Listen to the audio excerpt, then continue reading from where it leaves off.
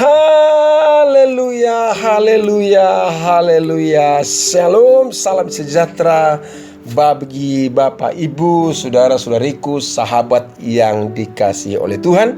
Hari ini Rabu tanggal 4 Mei tahun 2022. Karena kasih, kebaikan, rahmat, dan pertolongan Tuhan, kita kembali dapat berjumpa dan merenungkan firman Tuhan dan berdoa bersama-sama di hari ini. Dan saya juga sangat percaya Tuhan sudah menyediakan berkat yang terbaik bagi kehidupan kita di hari ini. Bapak dan Ibu, saudara-saudari kasih Tuhan, pada kesempatan hari ini, di dalam renungan firman Tuhan yang akan saya sampaikan, saya akan sisipkan satu kesaksian perjalanan kehidupan saya tentang dampak firman Tuhan yang akan kita renungkan di pagi hari ini. Dampak yang sangat luar biasa. Tapi saya ingin mengawali pembacaan firman Tuhan terlebih dahulu, dan nanti saya akan menceritakan kisah atau menyaksikan pengalaman yang Tuhan kerjakan di dalam kehidupan saya. Dengan harapan tentunya cerita atau kisah ini adalah supaya kita semakin mencintai Tuhan dan semakin mencintai firman-Nya. Pada kesempatan ini, Bapak Ibu, saya akan mengajak kita membaca Mazmur pasal 119 ayat 9 sampai dengan ayat ke-11. Dikatakan demikian firman Tuhan, "Dengan apakah seorang muda mempertahankan kelakuannya bersih? Dikatakan dengan menjaganya sesuai dengan firman-Mu. Dengan segenap hatiku aku mencari Engkau. Janganlah biarkan aku menyimpang dari perintah-Mu. Dalam hatiku aku menyimpan janji-Mu, supaya aku jangan berdosa terhadap Engkau." Ibu dan bapak, saudara-saudara kasih Tuhan, kalimat atau kata tentang firman Tuhan yang dituliskan dalam Mazmur 119 ayat yang ke-9 ini dibuat suatu pertanyaan, bentuk pertanyaan yang juga dijawab di dalam ayat ini. Dengan apakah seorang muda mempertahankan kelakuannya bersih? Artinya bahwa kehidupan yang bersih, kehidupan yang kelakuannya berkenan kepada Tuhan, itu sangat dikehendaki oleh Tuhan. Supaya itu juga terjadi dalam kehidupan orang-orang muda, terjadi juga dalam kehidupan umatnya, yaitu kehidupan yang tidak tercemar, tidak dicemari oleh kehidupan yang duniawi, melainkan hidup yang selalu menyenangkan hati Tuhan. Maka Tuhan menyampaikan kepada kita, dengan apakah seorang muda mempertahankan kelakuannya bersih. Dan memang itulah menjadi kehendak Tuhan, supaya kehidupan kita menjadi kehidupan yang bersih.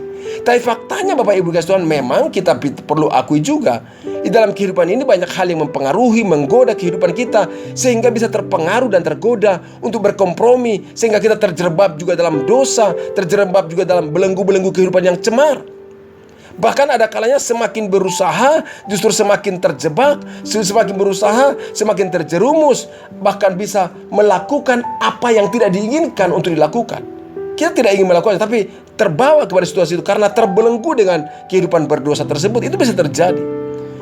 Dan makanya kalau pertanyaan dikatakan dengan apakah seorang muda mempertahankan kelakuannya bersih, ini juga menjadi pertanyaan juga, supaya kita memikirkan bagaimana cara melakukan kehidupan yang bersih di hadapan Tuhan. Dan itulah yang dijawab di dalam bagian firman Tuhan ini. Dijawab dengan apa? Dikatakan bahwa dengan menjaganya sesuai firman Tuhan.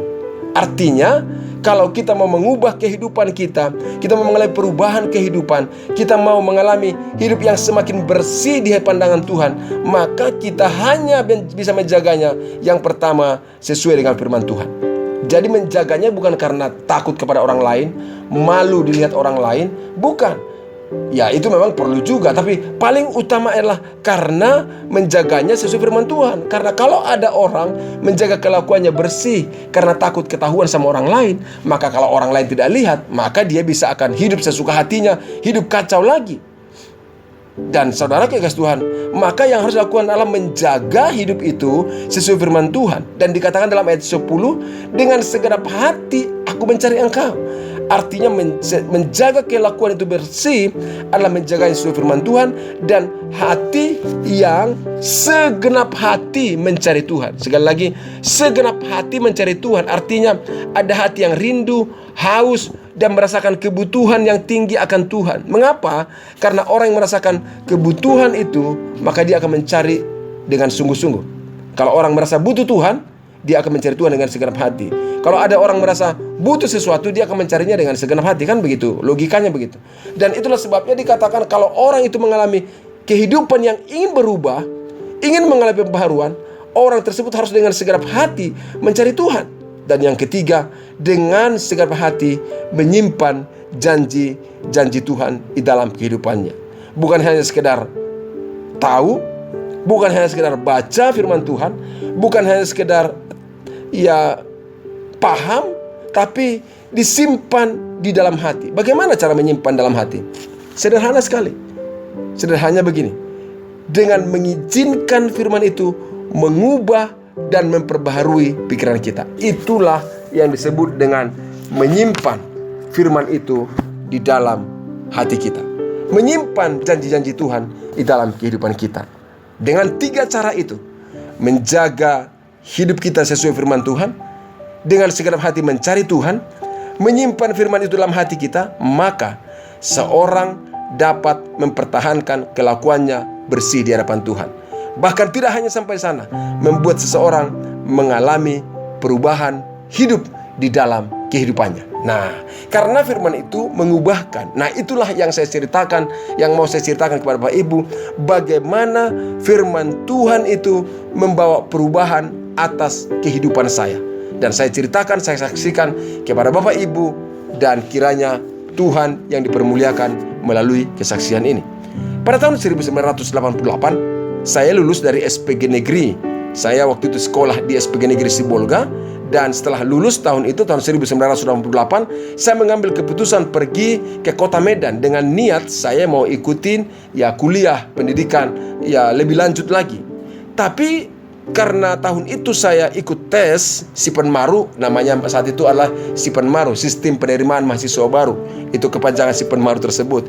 Saat itu saya tidak terima, tahun 88 saya tidak terima. Maka saya berpikir, daripada pulang ke kampung, lebih baik tinggal di Medan. Saya melakukan aktivitas di kota Medan, bekerja serabutan seperti itu. Tapi sasaran saya adalah mau ikut seleksi lagi di tahun yang akan datang.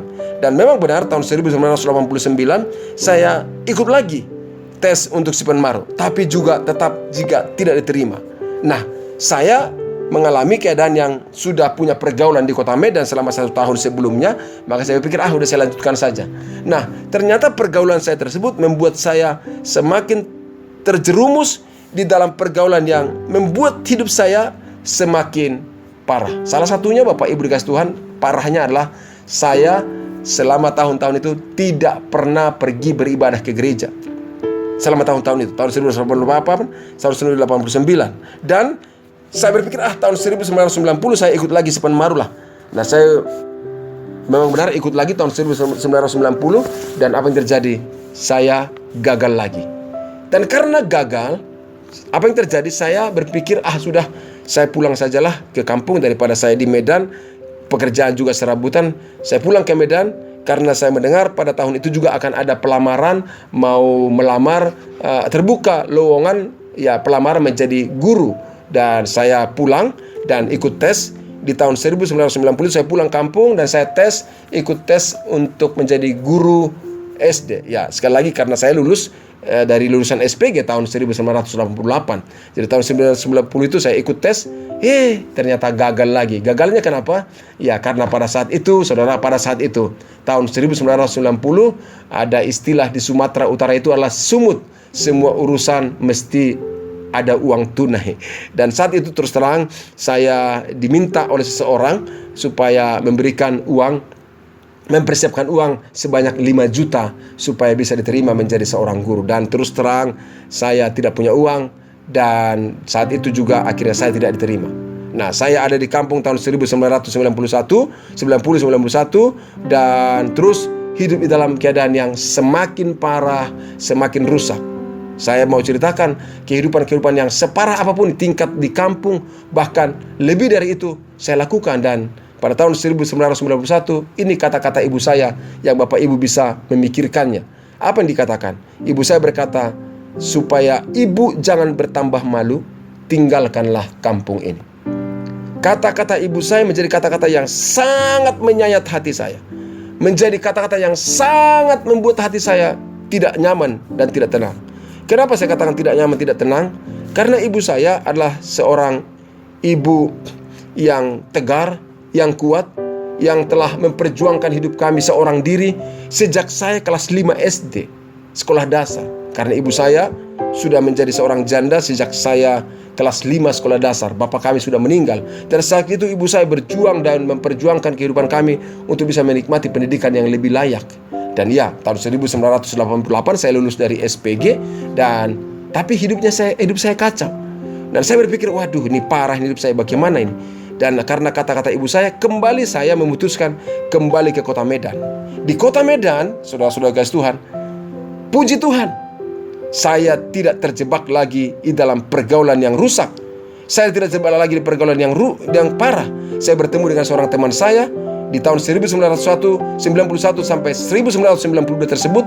Saya mengalami perjumpaan dengan Tuhan dan mengalami hal-hal yang indah dari Tuhan. Karena bertemu dengan seorang teman saya yang waktu itu mengajak saya pergi ke sebuah KKR yang bertema musik dan kaula muda. Dan saya ikut di sana dan saya mendengarkan suara Tuhan berbicara kepada saya. Dan mulai saat itu Bapak Ibu dikasih Tuhan, saya mau katakan, saya menjaga hidup saya sesuai firman Tuhan. Saya dengan segenap hati mencari Tuhan. Saya dengan sungguh-sungguh menyimpan firman Tuhan dalam hati saya, melakukannya dalam kehidupan saya. Dan pada tahun 1993 saya mengalami titik balik, perubahan hidup yang dikerjakan dan diberikan oleh Tuhan kepada saya. Kalau Bapak Ibu pernah mengikuti podcast saya, dan saya sudah pernah saksikan bagaimana perjalanan saya dari kota Medan menuju kota Bandung, karena saya terima menjadi mahasiswa di STT Inti Bandung. Wow, Bapak Ibu, itu merupakan hal yang sangat luar biasa bagi saya. Kenapa? Karena di STT Inti Bandung itulah saya bisa mengalami jamahan Tuhan, perubahan-perubahan yang luar biasa dari Tuhan. Saya tidak punya sponsor, ibu saya tidak punya dana untuk membiayai saya kuliah di kota Bandung. Tapi kalau saya bisa menikmati pendidikan di kota Bandung dengan begitu luar biasa, begitu layak, dan akhirnya saya juga diberikan kesempatan untuk melayani di Jemaat Purwakarta sejak tahun 1994 sampai saat ini saya bisa melayani, itu merupakan anugerah Tuhan. Dan saya mengatakan itu karena kebaikan Tuhan dalam kehidupan saya. Namun saya mau sampaikan, semuanya itu diawali karena hati yang mengizinkan firman Tuhan memperbaharui kehidupan, dan dengan segenap hati mencari Tuhan, dan dengan segenap hati juga menyimpan firman itu, melakukannya dalam kehidupan. Dan dengan perlahan-lahan tapi pasti Tuhan membawa kehidupanku menjadi kehidupan yang semakin baik di hadapan Tuhan. Oleh karena itu Bapak Ibu dikasih Tuhan, apakah yang menjadi perenungannya bagi kita? Pada pagi hari ini saya sampaikan kepada kita, hiduplah sesuai dengan firman Tuhan. Hidup kita hanya bersih, hidup kita akan semakin lebih baik kalau kita mengizinkan firman Tuhan di dalam hidup kita, memperbaharui, mengubah, dan menuntun hidup kita. Oleh sebab itu, pada pagi hari ini saya mengajak kita semuanya bersama-sama makin mencintai firman Tuhan dan mengizinkan firman Tuhan itu menguasai kehidupan kita. Lihatlah, Tuhan akan membawa dan memberi perubahan demi perubahan yang terbaik atas kehidupan kita. Percayalah, karena firman itu sudah menjanjikannya. Firman Tuhan itu akan mengajar setiap orang, menyatakan kesalahan, memperbaiki kelakuan, dan mendidik orang dalam kebenaran. Itu dituliskan dalam 2 Timotius 3:16. Dan satu kisah dituliskan dalam Kisah Rasul pasal yang ke-17 ayat 11. Waktu Paulus pergi ke kota Berea, apa yang terjadi? Dikatakan orang-orang Berea itu hatinya sangat baik, melebihi orang-orang yang ada di Tesalonika. Kenapa? Karena mereka menerima firman Tuhan dengan baik. Dan doa saya, harapan saya, hari ini semua kita semakin mencintai firman Tuhan dengan membaca, merenungkannya, melakukannya, dan dengan segenap hati mencari Tuhan di dalam kehidupan kita. Tuhan Yesus memberkati. Mari kita mengalami perubahan hidup karena kita mencintai Tuhan dan mencintai firman-Nya. Tuhan Yesus memberkati. Mari kita berdoa. Bapa, dalam nama Yesus, ini hidup kami. Bawa kami Tuhan untuk terus mencintai Engkau dan mencintai firman-Mu. Karena dengan mencintai Engkau, mencintai firman-Mu, kami akan mengalami perubahan hidup. Dan perubahan hidup itu adalah perubahan yang lebih baik dari hari ke hari. Itu adalah pasti. Itu sebabnya hamba berdoa dalam nama Yesus, bahwa setiap saudara-saudaraku yang mendengarkan renungan ini, untuk mencintai Tuhan, mencintai firman-Mu. Roh Kudus berkaryalah, supaya setiap saudara-saudaraku yang mendengarkan renungan pagi hari ini mengalami perubahan kehidupan yang lebih baik dari hari ke hari. Hamba berdoa di dalam nama Tuhan Yesus Kristus, Engkau yang memberkati, menolong, dan Engkau juga menyembuhkan yang sakit dan berikan kekuatan kepada yang lemah, dan memulihkan kehidupan yang sulit menjadi kehidupan yang penuh dengan damai sejahtera. Dalam nama Yesus Kristus kami berdoa dan mengucap syukur. Haleluya. Amin. Saudaraku, renungan firman Tuhan bagi kita hari ini, mari kita semakin mencintai Tuhan, mencintai firman-Nya. Lihatlah, Tuhan akan melakukan perubahan bagi kita. Dan itu sebabnya Bapak Ibu, jika saudara mengalami berkat Tuhan, tuliskan di kolom komentar di podcast ini. Dan saya percaya itu akan memberkati banyak orang. Dan juga jangan lupa supaya bisa mengirimkan podcast ini kepada saudara-saudara kita yang membutuhkan akan rahmat dan anugerah Tuhan. Dan jika Bapak Ibu juga mengalami pergumulan dan doa atau hal-hal yang perlu kita diskusikan, kirimkan melalui nomor WA yang ada di podcast ini. Kita akan berdoa bersama-sama, dan Tuhan pasti akan bertindak melawat dan memberkati kita. Tuhan Yesus memberkati Bapak Ibu semuanya. Salam sejahtera bagi kita, dan mari sambut berkat Tuhan hari ini, hari Rabu tanggal 4 Mei tahun 2022. Saya percaya rahmat-Nya melimpah bagi kita. Tuhan Yesus memberkati. Amin.